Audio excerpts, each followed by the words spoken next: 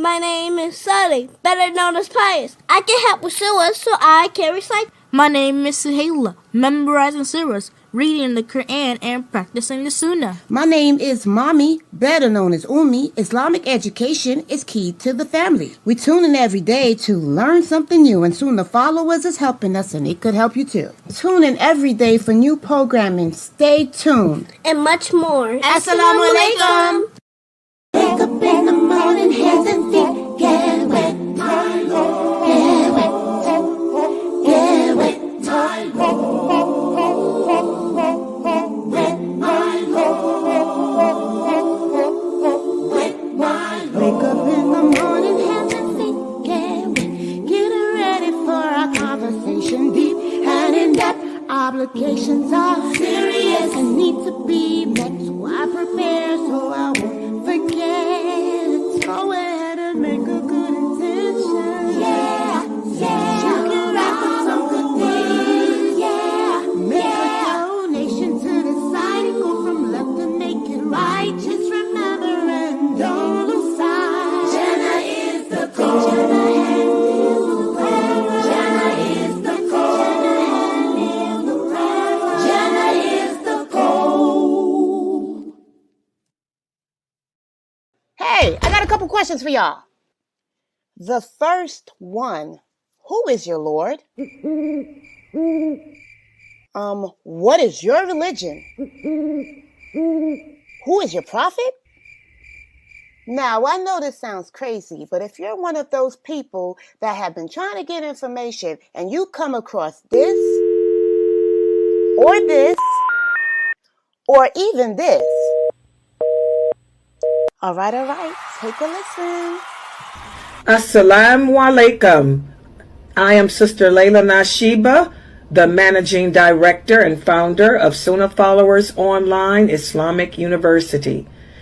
As you know, we have classes every day beginning at 6 p.m. Eastern Standard Time. And we cover everything from Aqidah, which is your belief system, to Seerah, which are the stories of the Prophet, Sallallahu Alaihi Wasallam, the story of the companions. Please join us every day beginning at 6 p.m. Eastern Standard Time. And we are broadcasting and streaming live on Facebook, YouTube, LinkedIn, DLive, Trovo, and Twitch. Assalamu alaikum wa rahmatullah.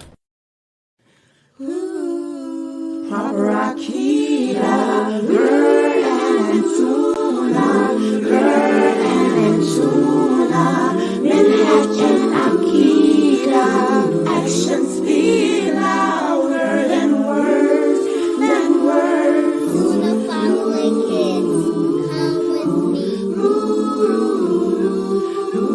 Gotta work hard to get to heaven. Treat the people good like the prophet would.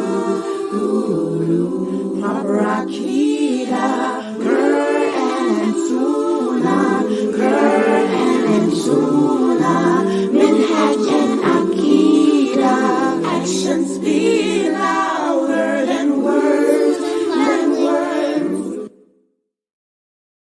Assalamu alaikum. This is Yusuf and this is Ayub. And if you are benefiting like we are from the classes and the ongoing programming, tuning into the Sunnahfollowers, please donate.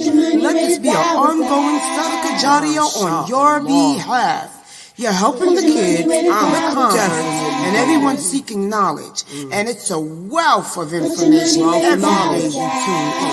Don't forget, you are being rewarded for your generous donations to keep this programming on air. You know, just like what you're hearing, put your dollar where the dollar's at, right here on Sunnahfollowers. Don't forget, donate right here to Sunnahfollowers and Sadaqah. Assalamu alaikum rahmatullahi wa barakatuh. Message from Sister Layla live, Sister Layla live, weekly for the show at the hour. Ask Sister Layla live, Sister Layla, invite your friends and family, make it cozy. Ask Sister Layla.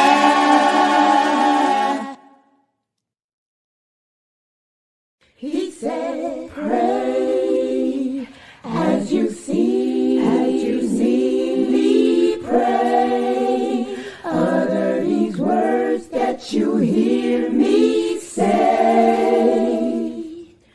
based on the Sunnah, worship Him, just follow Him.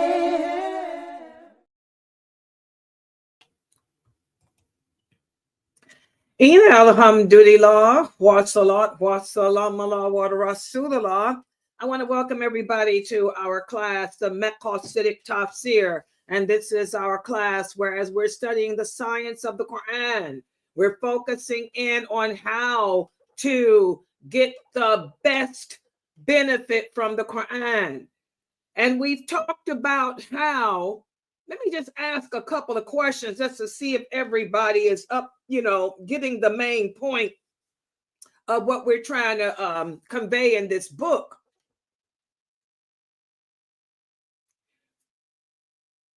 Each chapter of the Quran has its own topic or subject. Is that statement true or false? Each chapter of the Quran has its own subject or topic. Is that statement true or false? What do you guys think? Say true. I say true. Good job. It's true. And I want you guys, how many of you, when you read the Quran now, you like, if you're going to read a surah, how many of you say, wow, now let me try to figure out what the chapter is? What the topic is. That's what you guys should be doing. When you read the Quran, like say, for example, you want to read Surah Baqarah, which is the surah of the cow. It's got a topic. It's a topic involved. How many of you, when you read it, you try to figure out what the topic is? That's what you should do. What subject matter is Allah speaking about? What is the topic of this surah? That's what you guys should be doing every time you read the Quran now. Don't just sit there and go through all that tajweed and don't know what you're talking about. When you read the interpretation of the meaning, try to figure out what the subject or the topic of that surah is all about. Okay? What about this? True or false? Every verse in the chapter relates to whatever the subject matter is. Is that statement true or false? Every verse or sentence in that chapter relates to whatever the topic of that chapter is. Is that statement true or false? True. Everybody agree with False. her? Okay, good job. This is false. Why is it false, Mina? Because it's the connect activity, you have to connect it to different ones. So when you're reading the Quran, you have to read the first one and the second one to be able to understand what it's doing. But it's false because that what's in that Quran could be leading to something else. Okay, I know Right. what you're saying, but yes, yeah, you got the answer, but you're having a hard time expressing it. Anybody? But good job. I know what you're trying to say. You got the answer, but it's just not worded well. Anybody else? Why is that statement false? Why is it that I cannot say that every single sentence in that chapter relates to the topic?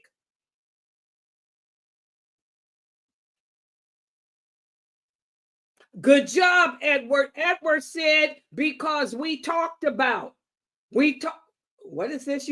Okay, yes, I know what you're saying too. Yes, let me reword it for both of y'all.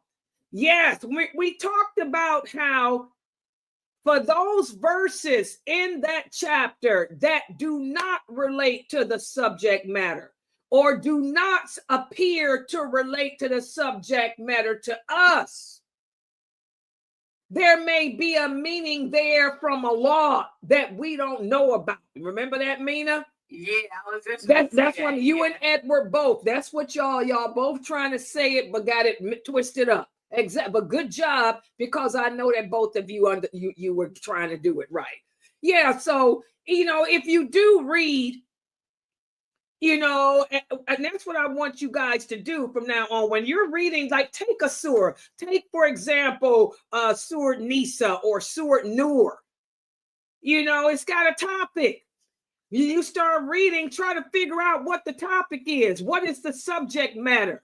And then when you figure out what the subject matter is, go back and take each verse by verse, and see how that sentence relates to the topic. That's what you guys should be doing. This is how we ponder the Quran and then apply it to our lives. And if it's a verse that doesn't seem to make sense, it may not make sense to you or me, but it's there for a reason. It makes sense for another reason. And like Mina and Edward both were saying, to truly get a real good understanding of each chapter, you really have to read the chapter before it and the chapter after too, because it may be a carry-on. That's what she and Edward were trying to say too. But good job. And I want y'all to keep that in mind, because in all these classes we've had, that's the main thing I want y'all to walk away understanding. And also, like they both were saying, realize that the explanation of the Quran are the hadiths. Okay? We use the science of connectivity, because those verses, a verse in a chapter may connect to another surah, another chapter. Okay? And then the scholar has to figure out how the hadiths, how the prophet explains the meaning through the hadiths. So that's the whole science of this. And that's what we've been speaking about in this book. And we talked about this past week how during the time of the companions, they didn't have tafsir books, because there wasn't a need for an explanation, because the companions lived it. They lived the revelation of the Quran. They knew what the intent was. They knew the intent behind every surah. They knew the intent behind every verse, because they lived it. They knew what happened, the who, what, where, when, why, and how. But as the companions died off and their students died off, that's when the need developed. That's when the need developed after those first three generations died off.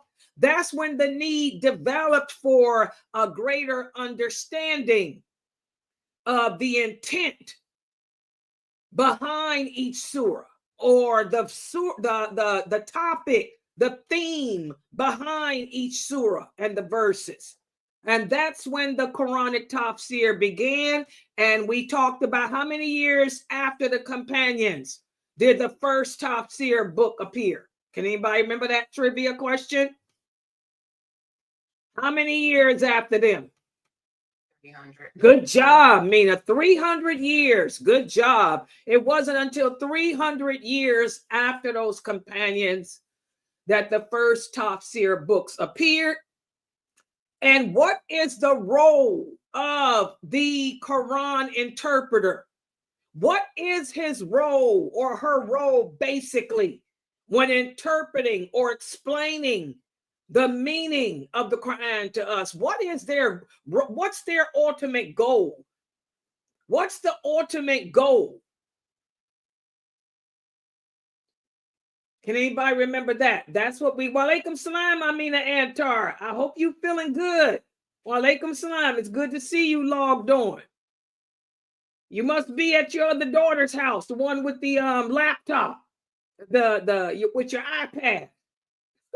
Alhamdulillah. Okay, what is the ultimate, and this is what we're going to talk about today, guys. What is the role of the interpreter when interpreting or explaining or clarifying the Quran to us? What is their goal? What should they try to do? Go ahead. They should. Oh, I'm sorry. That's it. Go ahead. I want you to. I was saying that they should give you the understanding that the companions had of the religion. So when they're teaching us or giving us the knowledge of it, they're giving us the knowledge of how they understood this religion. Okay, good. That's number one. Good job, Mina. You got this. And by the way, this is summarizing everything up to page, all the first 137 pages so far. And this right here. This is all y'all have to remember. The first goal of the interpreter or the Quran explainer is to try to give you, that's the higher aim, the understanding of what Allah is saying that those original companions had. That's number one. And then number two, they should be taking the words of that Quran and helping you to do what? Why is the Quran needed in our life? Why do we need tafsir? Why do we need someone to help us to understand Allah's intent and what Allah is trying to tell us in that book? That they would help us to choose to change to be a better person, a better Muslim. Exactly, to make the change, to become better Muslims, and also, and in turn will help us to do what? Understanding the Quran the correct way, the way those companions did. Understanding the theme, the subject matter, the meaning will help us to do what in our lives? Implement it into our lives? Are you saying what Latifah said? No? Okay. Yeah, that's one answer. But what else? We already said that. Will help us to, why do we need to know how to implement it? Why is it important? Why is it important to implement the Quran in our lives? Why? It's common sense. Why is it that go ahead. To help us live a better life? Because it'll help our goal where we're searching. Okay, we already said that. That's number one. But what's number two? What is the problem with the Muslims today? Why is Allah sending all this calamity to us? Why is it that a lot of Muslims are apostating?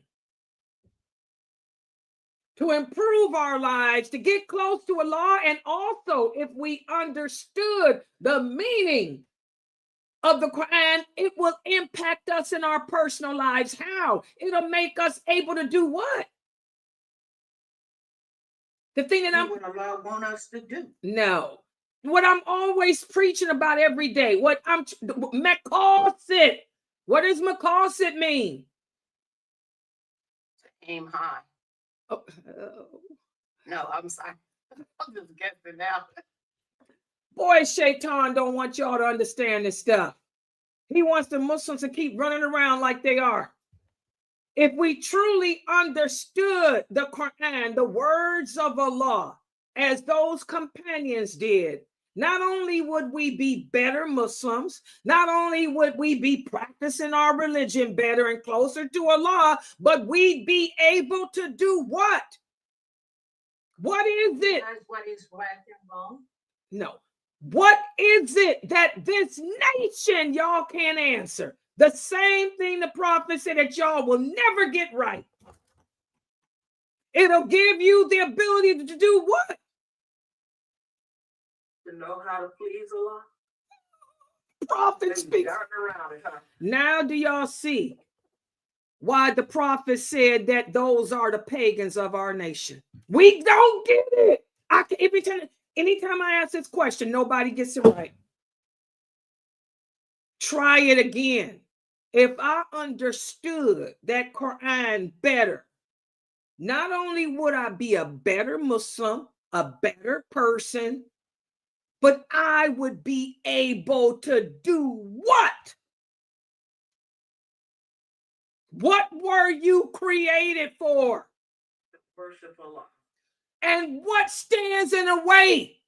Why is it that most Muslims today are pagans? Why are most Muslims protesting?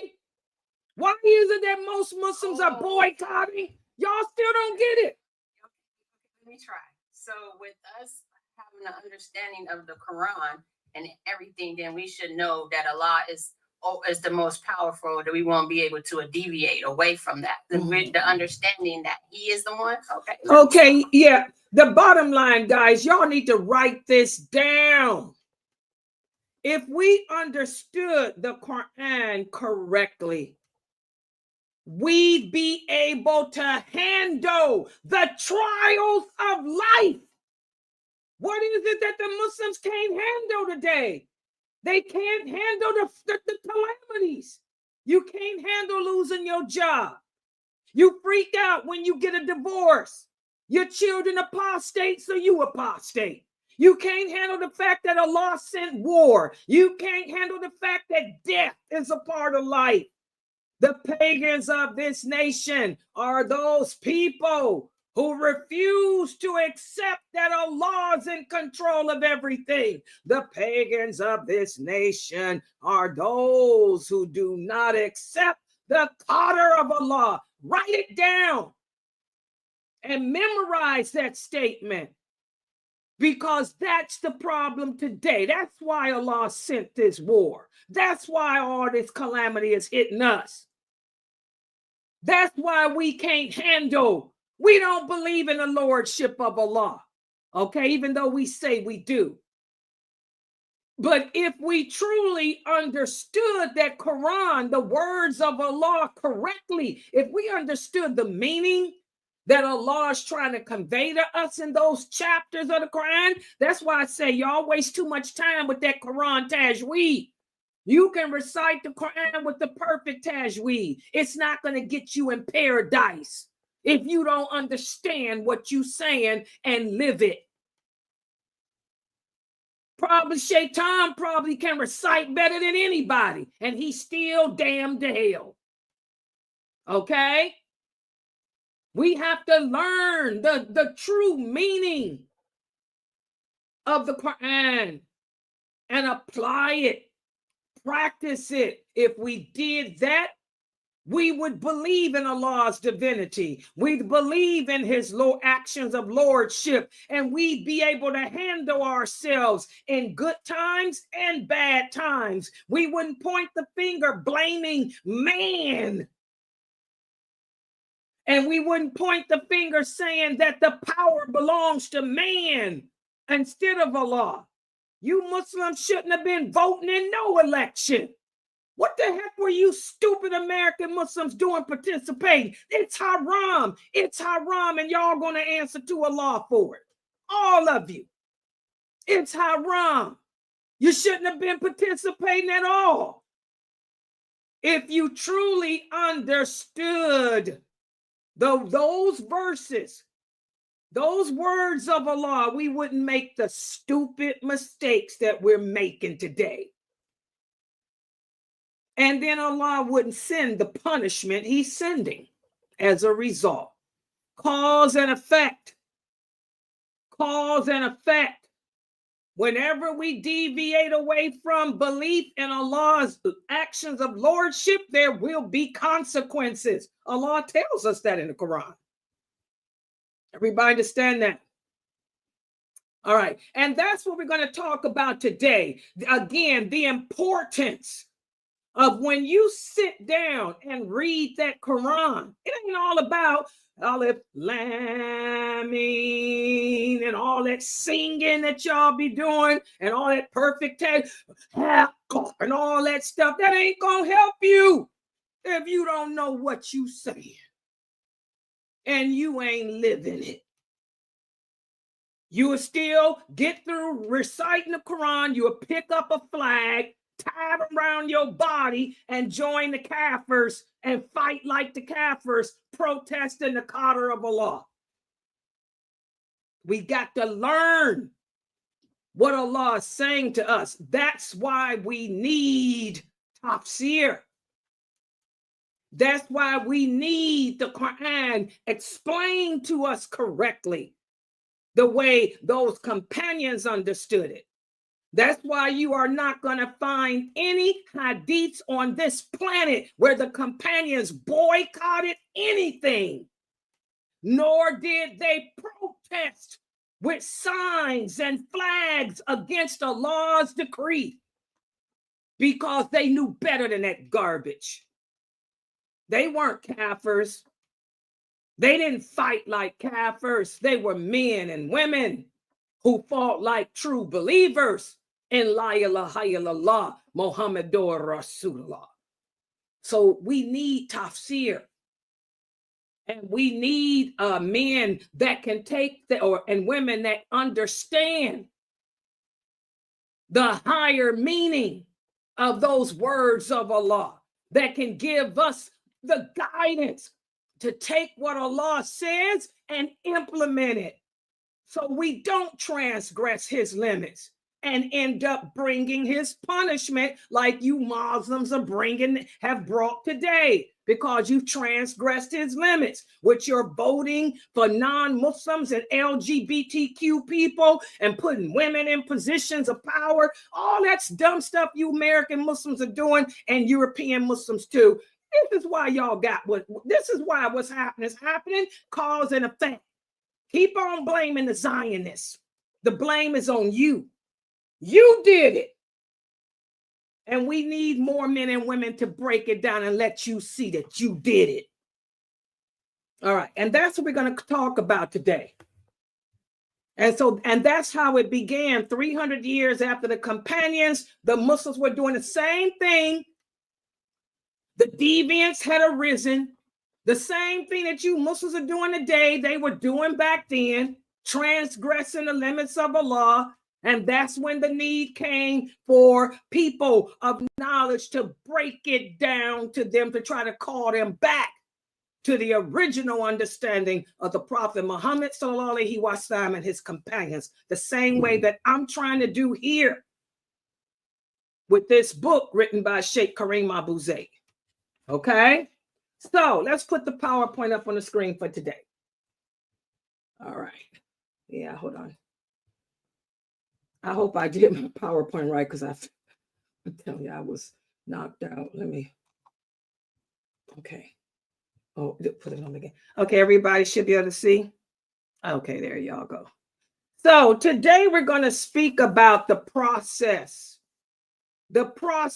of attaining the overall meaning of a chapter of the Quran. And that's what I want you guys to do from now on. When you're reading the Quran in the morning or on your breaks at work, when you pick a chapter, I want you guys to see if you can grasp the overall meaning of a chapter of what Allah is saying. And we're going to go over how that's done. First of all, I want you guys to remember the sole objective of this book that Sheikh Kareem Abu Zayd put together. The sole objective was to pair the overall meaning of the Quran with the means of how you and I can attain those meanings. And this connection forms a functional unity with the Quran, which other trends of explanation were reluctant to provide exclusively. And this is what we need. We need exclusive understanding in this day, in this age. History keeps repeating itself. Just like they needed it in the past when it first began, we need it today. So that's why Sheikh Kareem Abu Zayd put this book together. Listen to what Imam al-Ghazali said. He said an overall meaning-based explanation of the Quran will tell you the essence of what Allah is saying. And it'll give all other explanations, whether analytical, thematic, and external, you'll understand what they are. Now, back in Imam al-Ghazali's time, remember, that's when those books first appeared. During his time, he was an early scholar's time. Okay? They needed it because the people had started deviating, transgressing the laws, the rules, the guidelines of Allah, just like you Muslims are doing today. History just repeats itself. Listen to what Muhammad Musa said, another early scholar.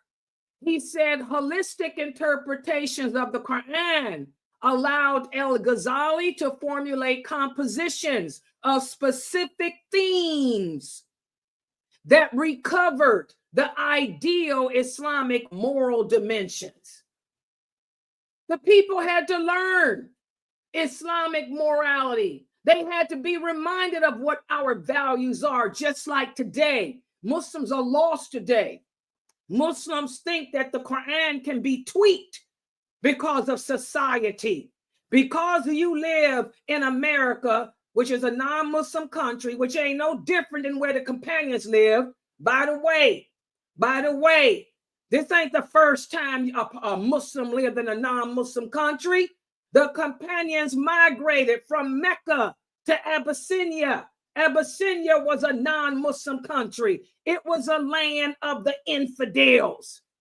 And even when the Prophet sallallahu alaihi wasallam migrated to Medina, Medina was the land of the infidels too. So I don't know where these so-called scholars of today, I keep telling y'all it ain't none, where they get this idea. Well, there are some. I'm talking about here in America. I don't know where they get this idea that because you live in an infidel country, you can tweak Allah's book, tweak his laws, and make your own standards. So we got to get back to the basics. We got to understand that specific themes will help us to recover our Islamic morals and values and identity. In a holistic sense, the Quranic subjects are presented in the form of how they correlate to the single higher meaning of the Quran. So in other words, as we talked about in previous classes, each chapter of the Quran has its own subject, but those subjects and themes connect together to give you an overall meaning of what Allah is trying to convey to us, what our purpose is in this life, why we were created, how we will end. Okay, that's why 1/3 of the Quran is Aqidah. Another third are the laws, the rules, the morals to live by.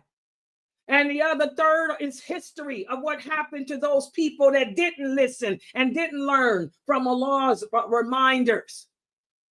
So the overall explanation of the Quran brings the understanding from the exterior to the core, because the meaning of the verses and the chapters constitute the heart or the focus of Allah's revelation, because they each represent a given topic. Everybody following me so far? Everybody following me so far? So each chapter, may address a topic that will help to better us as Muslims, as you all said earlier, that will also give us the laws, the rules, and guidelines to live good lives here without transgressing the limits of Allah, without giving false hope to ourselves. And again, for those surahs that don't address the subject, they are surface meanings with specific individual purposes. Am I making sense? Let me slow down and stop here. People in Zoom, are you following me? Yeah. Because I know, and when you read the book, it's kind of confusing. So I had to rewrite. These words to make it simplified for you. Okay? So the overall meaning of and perspective of the Quran can be a means of transforming our functions into values and our character into that which is pleasing to Allah, because the overall meaning of the Quran is mostly consistent with with values and characteristics and all of that. That's that 1/3. That 1/3 of the Quran. Islamic identity, Islamic values, Islamic morals. Thou shalt not cheat. Thou shalt not steal, lie, fornicate, adulterate. Stay away from intoxicants.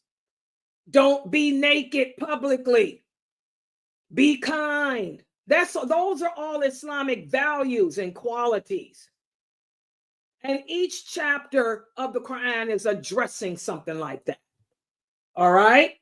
So when you have an interpreter explain that stuff to you, break those chapters down and those verses down, then you can apply the formula of that chapter into your life. And not only will you better understand your purpose, but you'll be able to handle whatever trials you are faced. And again, Muslims can't handle nothing. I got students here. I lost a few students. They used to be here all the time helping me on this website. They were brothers and they're not here because they can't handle the reality of the world today because they don't understand the meaning of the Quran. They need somebody to break it down to them. They need somebody to explain to them what Allah is saying. They got me explaining, but I'm a woman. The brothers around here are exciting anger and hatred in them so that these people are confused. We got people apostating from this religion. We got Muslims that's questioning the qadr of Allah, questioning Allah himself because they're confused. They don't hear that many people trying to give them the means to remain firm and understand that Allah is in control. They got too many emotionally sick men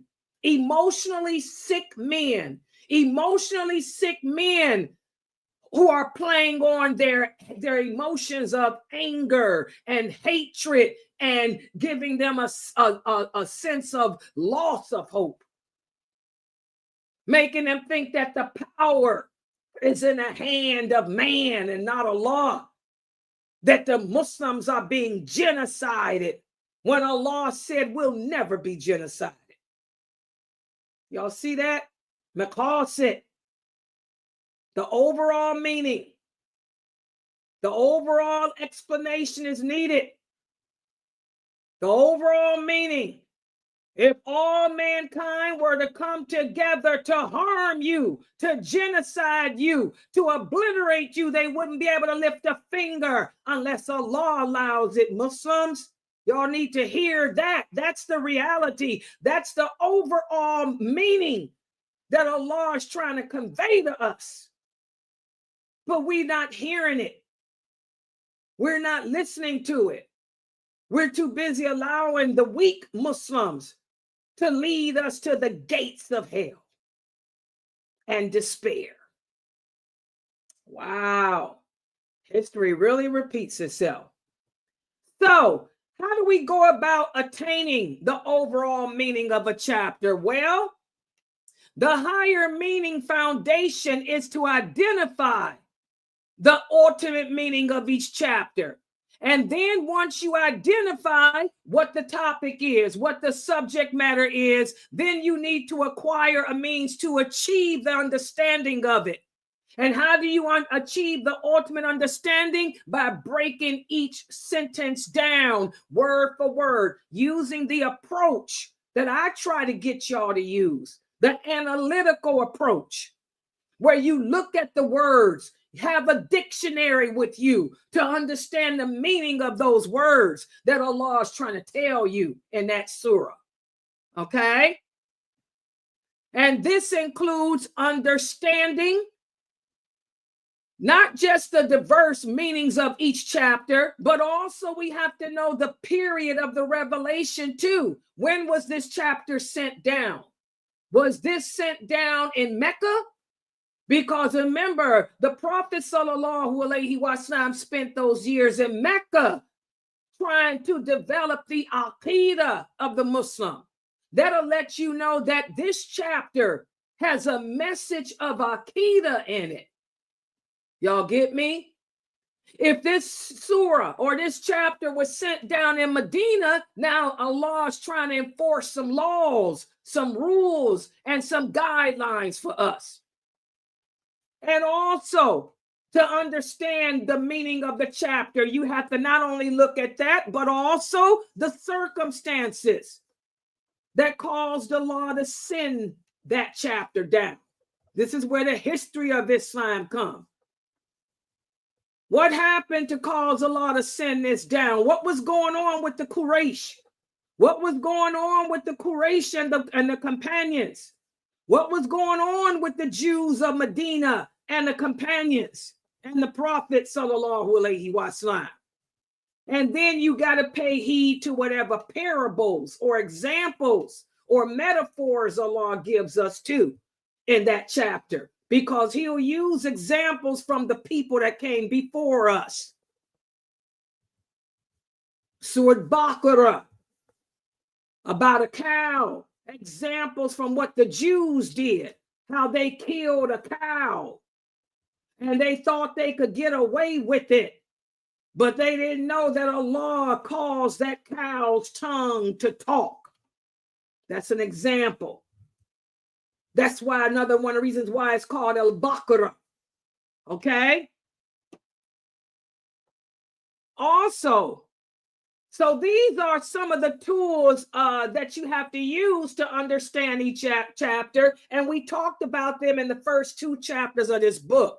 And that's what I want y'all to do from now on when y'all read a chapter of the Quran. If you're going to read Surah Nur or Surah Ikhlas or whatever, you know, understand, try to grasp the diverse meaning of the chapter.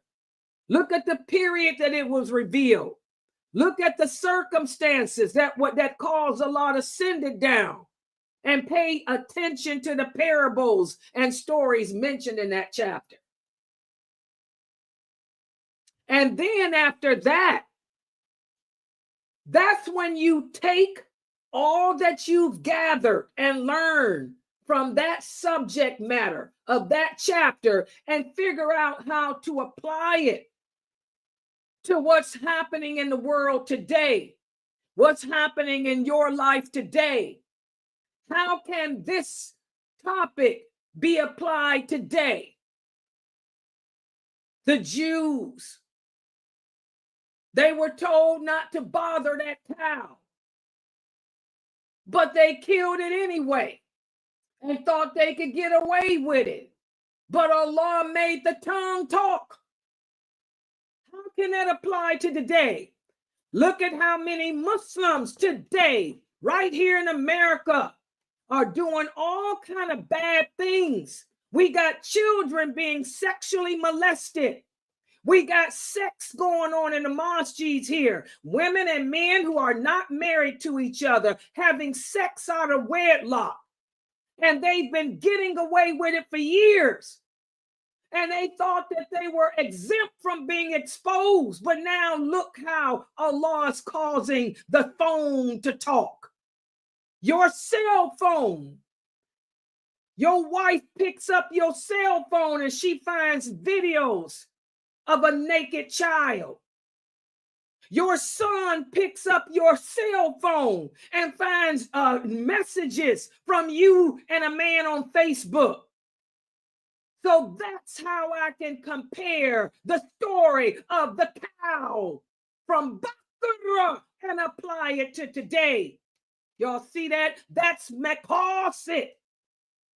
And that's the job of the true scholar of the Quran today. But how many brothers are doing that? Do y'all know any brothers doing that? No. No. No. But this is why there's a need for it. When it started 300 years after the companions, that's what those men like Ghazali and others did. They took the words of Allah and made the people think. Why are the Mongols attacking you? Why are we at war with the Mongols? Why are we at war with these people? because we're doing the same thing that the people did here in this chapter. Y'all see that? That's how we benefit from the Quran. And the absence of this type of explanation, what happens? It results in deficiency. It results in an intellectual vacuum, which is replaced with desire. People twisting the Quran, the words of Allah around to suit their desires, their likes, their needs. People changing, like the brothers in Texas, changing and call themselves scholars, changing the meaning of Allah's words to say it's okay to support LGBTQ. It's okay to vote in elections when Allah is clear. Allah got numerous verses saying that the non-Muslims will never have our interests at heart. But these brothers just totally, disobeyed that, which is why Allah getting ready to send some wrath on us here. So that's how you benefit. That's how you attain the overall meaning. When y'all read it, that's why the prophet said, ponder. When you read the Quran, ponder the meaning. Think about how what Allah is saying applies to you in your personal life, applies to us Muslims today as a nation. That's what we're supposed to do. How does Baqarah apply to us as a nation today? How does El-Nur? We got Muslim women who are dressed but still naked. We got Muslim women who have taken over the gender roles of men.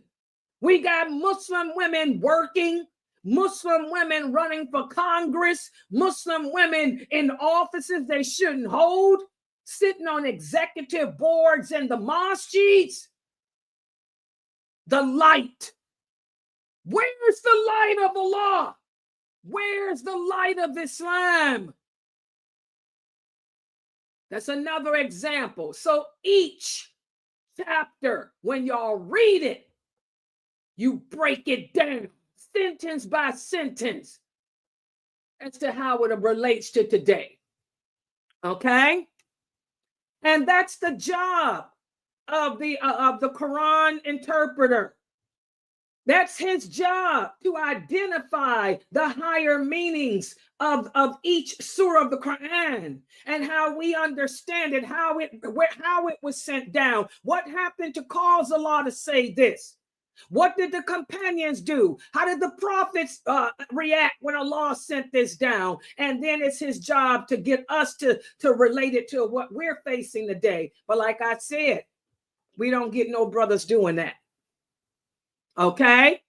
We have to also remember that one verse or one sentence of the Quran can carry a single higher meaning or more. One sentence can have one or two or more meanings. An interpretation of that meaning found in one verse can also be one aspect of another higher meaning in another surah or another verse. For example, let's take a look at the second verse of the Surah Baqarah. Allah says in the interpretation of the meaning, this is the book about which there is no doubt, a guidance for those who are conscious of Allah. This verse indicates that constituting a guide is one of the objectives of the Quran. That's one of the objectives of the Quran, for us to see that it's a guide to us, to how to live our lives, to how to better ourselves. And also this verse means that the guidance is perfect and there can be no doubt about it. In other words, what Allah says, there's no doubt about it. So how can you brothers in Texas believe that you can tweak Allah's laws? You can tweak Allah's guidance to fit today. because this is another land of the infidels. It ain't no different than Abyssinia. It ain't no different than Yemen was. It ain't no different than Mecca was or Medina. But because you're stupid, you want to say it's different.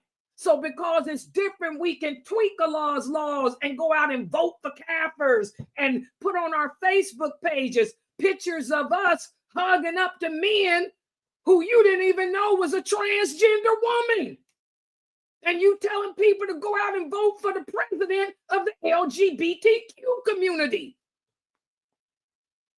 If you understood that there is no doubt in what Allah says, then you would have obeyed him. You would have never let the thought of participating in a presidential election cross your mind, like it ain't crossed mine, like it has not crossed Kareem Abu Zaid's, like it hasn't crossed Sheikh Atlee's mind. We're firm. We're firm in our belief. We know that this book has no doubt. It's the guidance for those who truly believe in Allah, and Allah speaks the truth. We don't have to say Sadaqallahu Adhim when we read it. We already know that everything in it is the truth. When Allah said that the non-believers will never give you a voice, the non-believers will never have your interests at heart. The non-believers, their desire is to cause you to perish. For those of us who believe in Allah and who are conscious of him, we believe it without a doubt. So we submit. You won't see us voting in no kafir elections. Okay? But how many of us fall in that category who are of consciousness of Allah? Most of us don't. Secondly, a group of verses in a chapter can carry a single higher meaning too.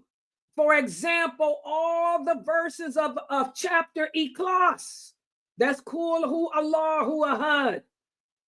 Every sentence in that chapter is comprised of a single higher meaning. And that meaning is Allah is one.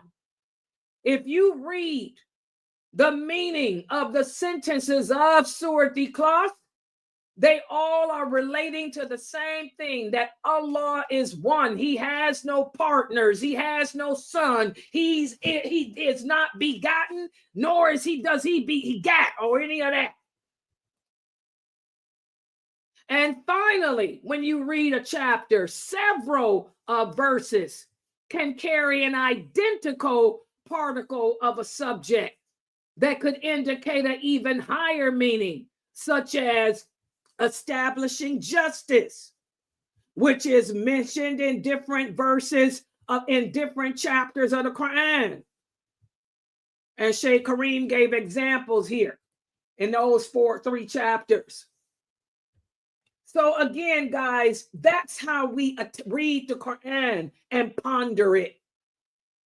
It's not about sitting there just reading in that tajweed. It's not just sitting there reading it in the English meaning and trying to change the meaning. You try to figure out what is the theme. What is the theme of Ikhlas? The theme of Surah Ikhlas is that Allah is one. He has no partners. That's the theme.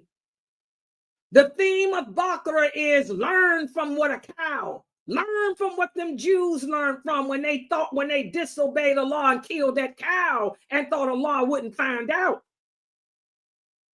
Learn what Allah meant when he said his light is encompassing.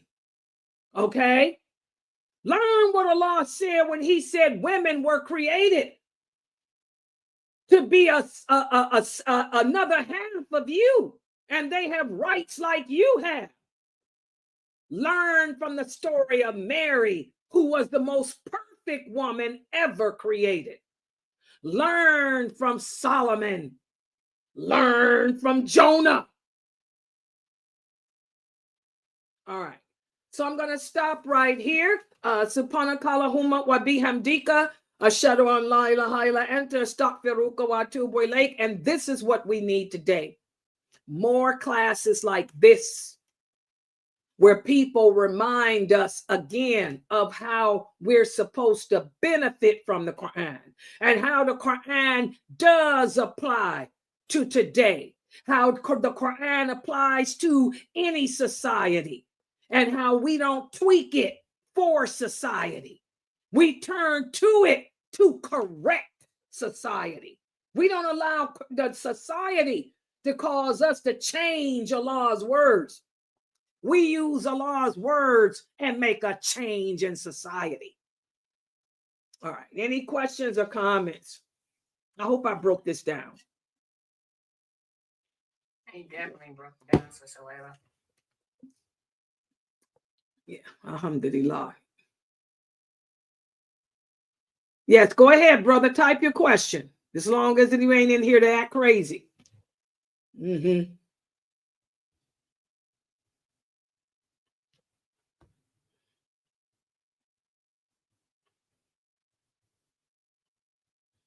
Because history repeats itself.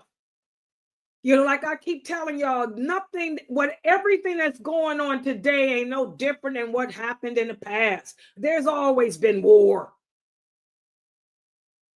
You know, they've been trying to annihilate Muslims since the time of the Prophet. Y'all learning that in the class with Mukhtar. But Allah says they will never succeed. Allah said that. But see, you brothers are listening to the wrong people. Y'all busy listening to these weak, and I do mean weak, sniveling, emotional men who are only trying to generate hatred in you. You know, stop listening to these weak, sniveling men and go find some real men to listen to. And when you find them, let me know, because maybe I'll get married then, because I can't find none either. That's why I'm doing my dawah.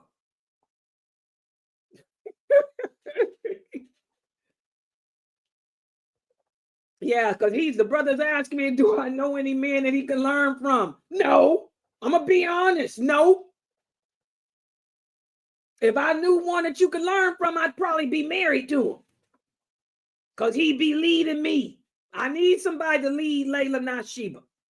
I need a soldier. Keep telling y'all, I need a soldier. If I knew a soldier, I'd be married to him. So I can't help you with that. There's one person, but the old man is the old man. The old man ain't the same no more. He's old man now. Old man is old man. He's retired.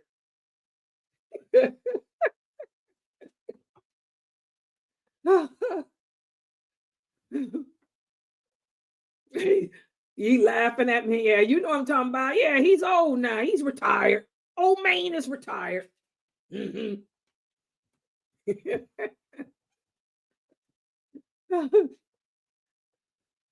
Okay, we got another question here, Brother Tajri. He said, let me put it here so I can read it, since he's on YouTube's print is so little. He said, Sister Layla, at my job, I've developed a friendly relationship with the children. That's good. Am I No. We don't celebrate Christmas, Brother Tajri. No. We don't give them gifts to do with Christmas at all. But if you want to give them a gift when they come in the office, like say, for example, a child comes in to get fitted for glasses and you want to give them a sucker, that's fine. But it ain't got nothing to do with no holidays. You know what I'm saying? Yeah, if you want to do that, you know, if you like the kids who are your patients and you want to give the kids a sucker or give the kids a lollipop, a Tootsie Roll, oh, that's cool, but we don't participate in none of these for holidays. We don't have nothing to do with no Christmas, no Thanksgiving, none of that stuff. Because remember, we talked about wala wal bara. Again, we have to be called back to Islam and its truthfulness. with the understanding of those original companions. Our allegiance is not to any non-Muslim holidays, just like our allegiance ain't to no non-Muslim president or congressman or mayor or any of that. It's not supposed to be. So we don't participate. We separate. We do el-bara. We distance ourselves from that which is not a part of our culture. Our culture is Islam. Islam is not just a religion. It's a way of life. This is our culture. So any culture that is not a part of mine, I don't participate in. I don't participate in Thanksgiving because it ain't got nothing to do with the history of the turkey. It ain't got nothing to do with none of this stuff that these crazy brothers put out. It has to do with wala wal bara. Wala wal bara. It's not part of our culture. We don't do Turkey Day. We have 2 days. We have Lamb Day, Eid al-Fitr, and we have Hajj Day, Eid al-Adha. That's it. So they got nothing to do with no history of Thanksgiving, no history of this. It's all about wala wal bara. I am a Muslim. My identity is different. My culture is we don't take part in no Thanksgiving Day because we thank Allah every day. In my culture, every day is Thanksgiving for me. We're Muslims. Our book, the Quran, it teaches us what's the overall meaning is to show thanks to Allah every day of your life because life is short. You never know when you're going to die. So picking one day out the year to thank Allah, it contradicts my my culture. So I don't participate. That's why I used to tell the people at my job, you know, it got nothing to do with no history. It's got to do with wala wal bara, which is the second part of that shahada. This is what these famous brothers should be teaching y'all. Not all this garbage. I don't know what they're teaching you. Yeah.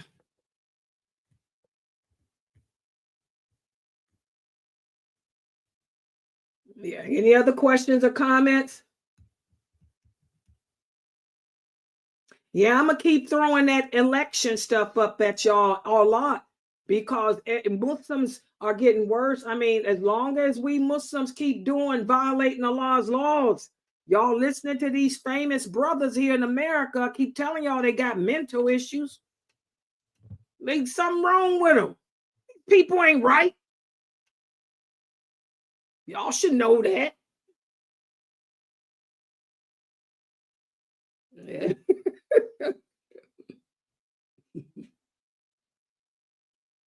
All right. Okay. Yes. Tomorrow is, you know what, Sister Amy? I didn't even know. Tomorrow's Friday, guys.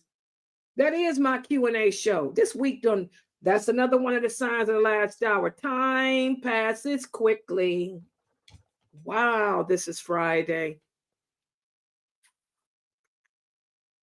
Yes, my Q&A will be tomorrow. So any questions that you guys have about Islamic stuff, just bring them here. I forgot that's tomorrow. And yes, we have my class at 6:30. Yes, the Q&A, I changed the time back to 9 o'clock, guys. The Q&A will be 9 p.m. Eastern Standard Time. Yeah, I got to make sure I put it on the thing this time. I forgot to do it. Yeah. Any other questions or comments? I do. Yeah. Oh, Sister Sanette, I've been up since 7 o'clock this morning. I got up early today. Oh yeah, guys, I did with the normal thing. That's why I look tired and sleepy. I've been up since 7 o'clock trying to get off of that third shift. And so that's why I'm sleepy. I'm tired. Yeah. I look a little better. She said I look less stressed. Do I, Latifa? Latifa, do I look less stressed? She said I look less stressed. Tiba, she sleep. Latifa sleep. Geechee, do I look less stressed? Ain't nobody in the Zoom room. You look less. She do. That's not Sheba. Yeah, I've been trying to, I worked out today. Hey, pump it. Let me tell you something. Y'all better use that AIM Fitness channel I told y'all about. Hello. Yeah, I got up at Maid Fodger, and at 7 o'clock, I worked out. I did weight bearing. Let me tell y'all something for you sisters over the age of 50. It ain't about that jumping up and down. It ain't about that bike riding either no more. It's about weight bearing exercises. Yeah, I did standing weight bearing with working them knees, because I had that total knee replacement. Layla can kick it up now. Hello, I can get it up. But anyway, I did weight bearing, standing. Then I sat down in a chair and did the abs. All of that, worked my abs and stuff and my sides. Then I did the stretches for your neck, your shoulder. I did a complete body workout, 45 minutes, and I felt good. Took a shower, put on your clothes, clean the house up, wash the clothes, did all that women stuff. Came in here and wrote in my book. Oh yeah, I did a chapter in my book today. I wrote a chapter, and I'm getting ready to hit that chapter again because I need to do some editing. I'm too bad of an editor. I'm always editing. Every time I write something, I got to go back and re-edit it because that's just that OCD. Yeah, but I've been busy today, so I'm tired now, sleepy. I'm going to try to finish this chapter in my book. Yeah, I've been trying to get that book. Girl, this website stays in the way. I can't never get this book finished. By the way, guys, please support this dawah effort. I forgot again. We need donations. You Christians can donate too. Hello? You Christians, please support our dawah effort. Y'all like coming here, to learn Islam. Please support us. You can Cash App us, PayPal us, or Zelle us. It's for a good cause. We're nonprofit. You can write us off at the end of the year. It's income tax time of year. Write us off. Christians. How many Muslims support your Christian charities? Well, why don't you support this Islamic charity? The Zelle is, you can use let me put it. The Zelle is the website email. Let me put it in here, brother. We getting ready to get some Christian donations. Let me share a hadith with the Christians here. The Prophet Muhammad, our beautiful Prophet, sallallahu alaihi wasallam, he said, there are 6 qualities. There are 6 qualities. There are 6 qualities that the Christians have that we don't have, that will keep them in the majority. And one of those qualities that you Christians have is you take care of the downtrodden. You take care of the weak. You take care of the people in need. So that's a good quality that you Christians have, that our Prophet Muhammad, sallallahu alaihi wasallam, that many of you slander. You guys don't know anything about our prophet. Our Prophet Muhammad was a good man.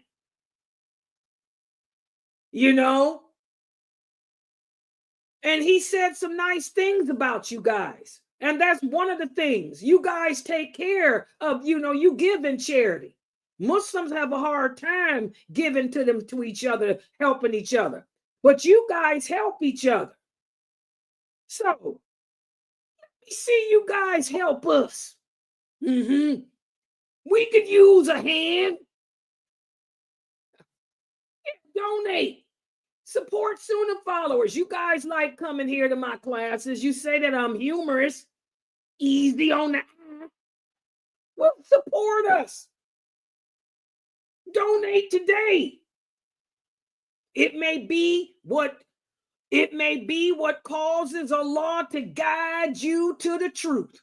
Hello. Hallelujah. Oh, yeah.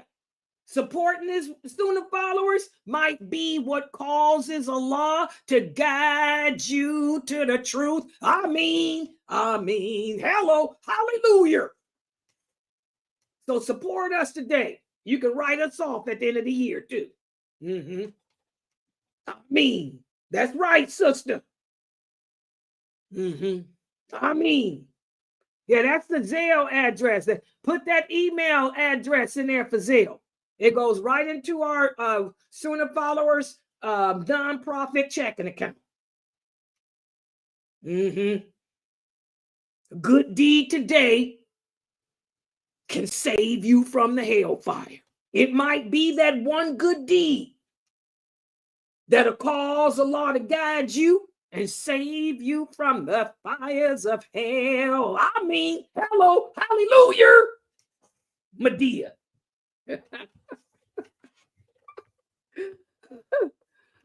Yeah, I was trying to find a new Medea movie. I heard Tyler Perry working on something for her, ain't he? Yeah, I like Medea. Makes you laugh when you're going through a hard time. I tell the sisters here, if you guys need a laugh, you know, that's another thing. Ali, may Allah be pleased with him. He said, laughter keeps the heart soft. Y'all want to laugh? Go watch a Medea movie. Medea.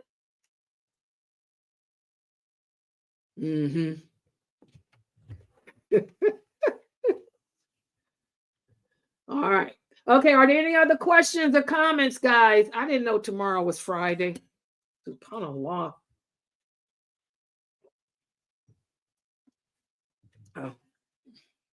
All right, guys, I'm going to log out.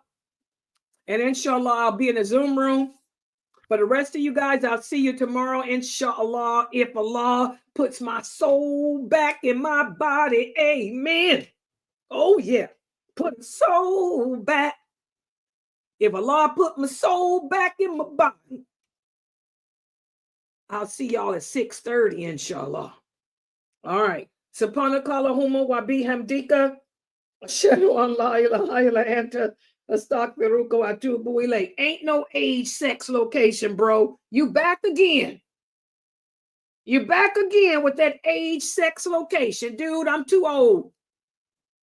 Okay. All right. Assalamu alaikum. SubhanAllah.